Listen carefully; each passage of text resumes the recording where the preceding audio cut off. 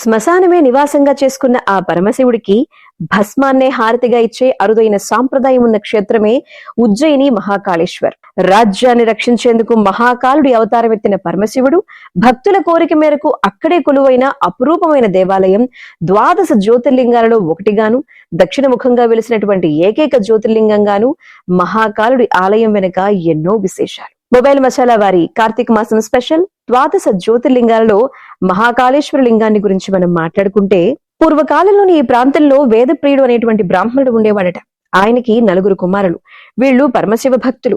ఆయన తన కుమారులతో నిత్య నైమిత్తిక వైదిక కర్మలను అనుష్ఠిస్తూ లింగార్చన చేసుకునేవారట. అక్కడే రత్నమాల పర్వతం మీద ఉన్నటువంటి దూషణుడు అనేటువంటి రాక్షసరాజు అక్కడ ఎవ్వరు కూడా పూజలు చేయకుండా అనేక అకృత్యాలకు పాల్పడేవాడట.